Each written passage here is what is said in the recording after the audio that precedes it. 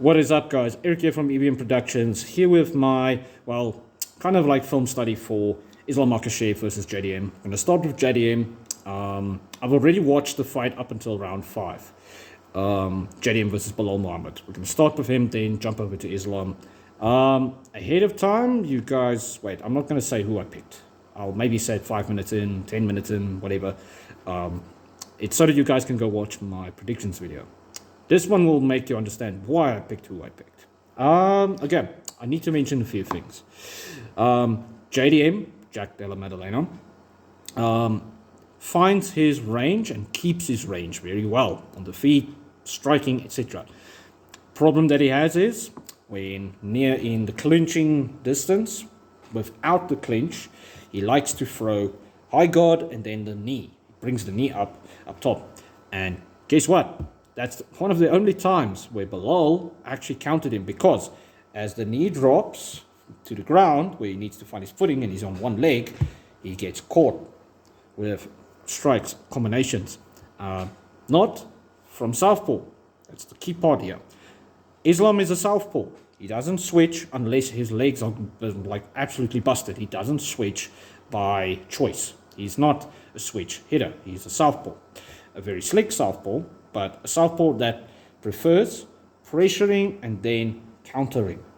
Funny enough, a lot of people watching doing film study has said, oh, I don't remember him being such a counter striker. Like, yes, because the wrestling he's a pressure fighter with, but the striking he's a counter fighter, which is a very unique mix and scary. Anyhow, JDM's biggest mistake was throwing that shot. And then, what else? Oh, that's about it. Really, that's about it. Now, another key thing. Early in this fight, Bilal never, not once, got his takedowns. Or takedown, which I'm going to analyze now with you guys as well. He never got it from southpaw. He didn't land strikes. I'll see if there's one strike that MMA Shay, shout out to him, pointed out though, that was from southpaw. I think it was a right hook in the last round that we are in right now. So it's good that we're watching this round. But I don't remember any other strikes and stuff landing from southpaw. I don't remember any takedowns being hit. People are going to argue with me.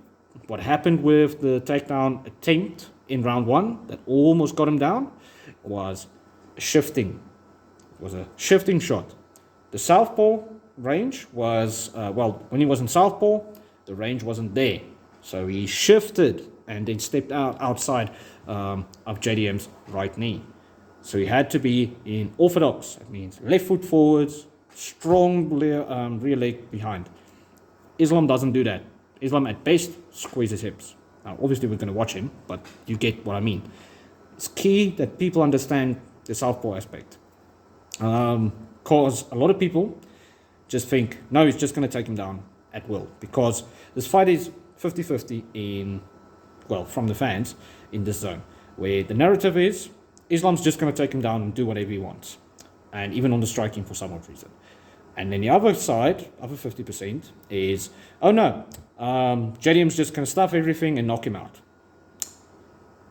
So I need evidence for both sides here. That's kind of why I'm doing the film study, and also I kind of want to be more certain about my pick. You see? Another thing, if I talk a little bit weird, it's 11 p.m. at night. So, yeah, let's continue. So they're near the cage. Bilal is pressing forward, not from southpaw. And obviously, in the pocket, this is something I learned when I was sparring a heavyweight. But it's really good. He's a jiu-jitsu world champion right now. Back then, he wanted to do boxing. But I remember my words to him was, because he was a former pro rugby player, I told him, you're better at grappling, you're thick, you're big, go for the grappling. And he ended up becoming the world champion in jiu-jitsu. He's a black belt right now, yada, yada, yada. So I was sparring him, big dude. I'm 60 kilograms. That means 140 to 150 pounds. I never exceeded that when I was leaned out and ready to fight. And I stood my ground. And I realized, okay, whenever you just stand your ground, cool if you are the stronger puncher, which I have a better natural punch, but obviously the bigger guy in my sparring partner was hitting much harder when he's not trying as hard, if that makes sense. He was trying to be more technical and quick because he needed to keep up with me, and I was trying to, well, okay, I didn't hit hard, but this was technical sparring, that's why. And I prefer technical sparring. Anyway, what I learned was, and it's like an epiphany if you really analyze your own skills, is if you stand in the pocket with a guy that's big, you're going to get hit.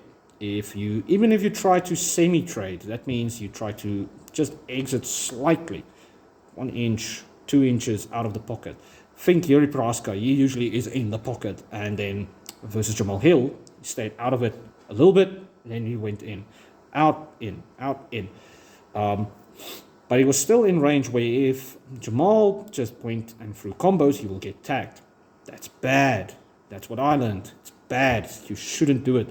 Get all the way in and all the way out. That's what you do. And find a position where you can land a strike and your opponent can't. It's 10 million times better and smarter, because I learned this when I realized this is a bigger dude. If I ever do this is a trained guy at my level at that point, striking wise, I might get knocked out. It will be a glancing blow that might knock me out. But me just gambling by standing there might knock me out. And funny enough, JDM gambled all fight here. And that's why he's getting caught by Bilal. It's not because Bilal is so good with his striking and a lot of... There he throws the knee again up the middle. JDM will get taken down and will get hurt if he throws that knee against Islam. But anyway, you learn this in and out, full in, full out, when you get tagged by a certain shot, or if, like me, you're aware of this. I'm very perfectionist about this stuff. That's why I was like, this is good. Let me learn this now instead of getting knocked out in a fight or getting tagged up with somebody that shouldn't tag me up. Bilal shouldn't have landed his shots. I'm just being honest. Now, the problem is you get gassed if you don't, if you move all in, all out. Oh, there's the takedown. Now, I just want to go back. Just a tiny bit. Oh, come on. Fucking YouTube. I hate when that happens. No, I don't want to go forward. I want to go back. Stupid. I don't have any hotkeys on this. So I want to see from what position was Bilal when he shot this takedown. Anyway, Bilal shouldn't do this. Bilal shouldn't have landed these shots. Okay, from here, slow motion, please. 0.5. So he's an orthodox, and he dips down when the jab came, a lazy jab, in fact. And JDM, with his hands not as low as early in the fight, tries to down block, but he doesn't get it.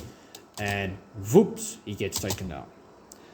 Again, not from southpaw, and also this is not him with the hands low like people think he's going to come out with against Islam, because he used it early in this fight. I don't think that's going to happen. I think he's going to have to keep his hands up because of the high kicks. And Bilal controlled him quite well here. That's why he got the takedown, and he sort of had the full mounted position. So how did JDM get out? Because this is bad. If he gets here, he's getting controlled by Islam. Through and through. But the problem is, it was not a southpaw takedown. Or even an instant shift. Like no moving back or forwards with the shift and then takedown. What I mean by that is, the distance isn't changing. Okay, from here he will get up soon. But how did he get up? Wait, let me go for 0.7. He caused the scramble with the guard. Just want to go back. If YouTube doesn't think I'm going forwards again, which I don't understand when this happens. Anyway, he gets up. I'm not going to struggle with this the whole time. Let me see. Hey. Now you guys have to wait just as long as I have to. And I want to do this 50-50 because Islam is next.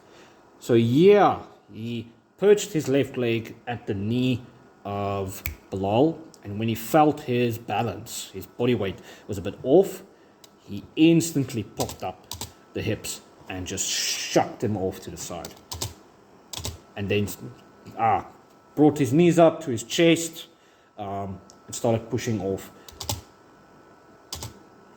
He tackled into Bilal, which is something I rarely see strikers do, and it's what they have to. And get in, get out. And then he got back into position, skip, bam, he's back in position, starts striking again. However, this is where he's definitely tired, and that's why he's not going all out with his positional awareness when the strikes are coming his way. He's not trying to evade because he's tired. That's a problem as well. But then again, Islam has shown fatigue as well. So that's how the fight went. He tried to take Bilal down. Did Bilal reverse this? Because it looked like that's why he got taken down again. Let me just hyper fast forward real quick. Bilal pushes forwards with a body lock. Did he trip him? Oh, JDM tried to take him down and then he got tossed. He got reversed. He's not getting super badly controlled here while tired in the last round. And he's getting up. He's really building up quite well here without giving up his back fully. But as I say that, he gives up his back. Giving up his back is bad versus Islam. This was a very good performance from JDM. Okay, so I'm going to go check for Dustin Poirier versus Islam, and there's not really much to say. Flip. Just want to check something else.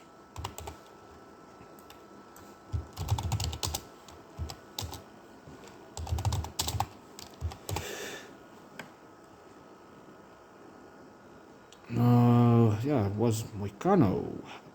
Wow, this will be the first fight of Islam's that's going to be proper because the Moicano fight. Interesting. The reach disadvantage for Islam is a problem. I'm not going to imply about that. What bothers me is just how is Islam going to get the takedowns if he can't get in position due to the southpaw situation? Not one of the southpaw attempts at takedowns ended up giving Bilal any success. That means... Oh, I want to mention something. Islam's size. Before this fight, everybody was adamant, and I even felt that Islam's not going to balloon up the way he did. He got big. His body is a proper welterweight now. That is a problem. That means things instantly change. That's when skills get amped to the wazoo. If size is in pro fighting, let me say it like this, at absolute top, your body weight makes a difference. At the amateurs, it does, but not to the same degree. And on the streets, if skilled skinny guy, small guy, fights a big guy, you're getting hurt.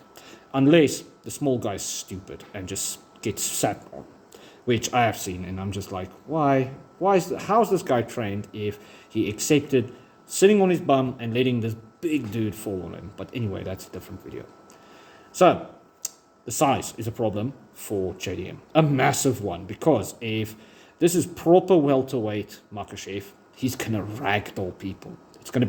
It will be like JDM's bouncing around there, etc., and Islam shoots in on him. He defends, he down blocks everything, and just like Hamzat Chimaev can do with Dricus du Plessis, it's like squish, put you down like you're a little toy. Like, bam, sorry bro, you're just a little toy to me. You feel like a paperweight. And that was a big part of that fight. It will be here as well. Okay, can the fight start? It's already at... So, Dustin Poirier also was very out of his element here. The hip situation is a problem, his age, that's why he was slower. And he did quite well because he had a unique way of fighting Islam. Something that he almost had to do. Well, it was a similar situation as what he had to do versus Khabib, but he couldn't pull it off back then when he was in his prime. Well, slowly starting to go out of his prime. So, one thing that Dustin does versus wrestlers is he's hesitant to find his range, which is bad. Islam is instantly real relaxed. I wonder, is this even a good fight to judge on because of southpaw versus southpaw? Anyway, because you need a switch hitter, to be honest. So, there, the first takedown attempt. He counters Dustin with a very quick punch. Same thing that happened with him versus Max Holloway later. And he evades, and he realizes he's evading to his left. And he's on the cage, squared. Whoop! Islam shoots in, and he gets him down. Well, obviously he's gonna get him down, because he's good with lifts and trips. He hurt himself there in the process, though. Definitely. So I'm gonna skip to round 2.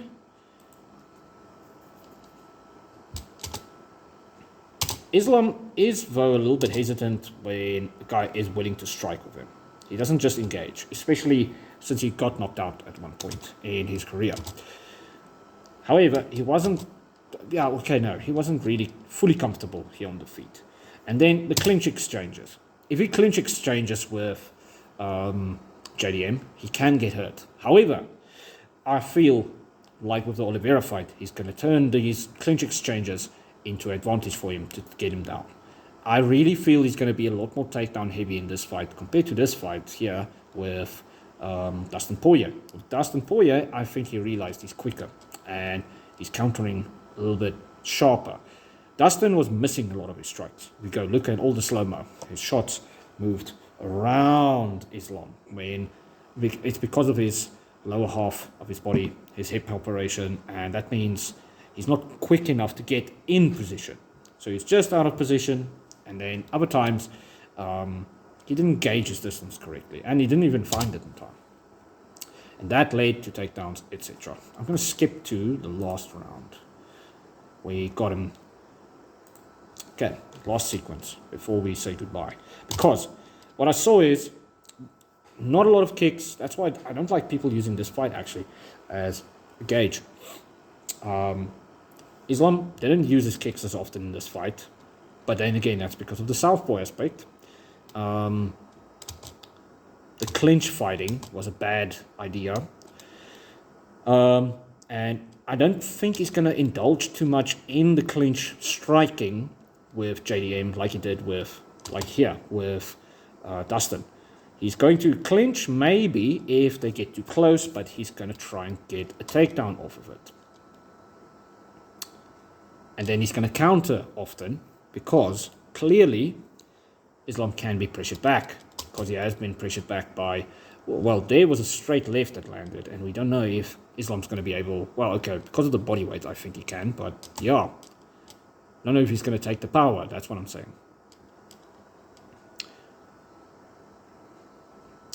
Yeah, Dustin, and there he shoots the takedown, and he gets him down.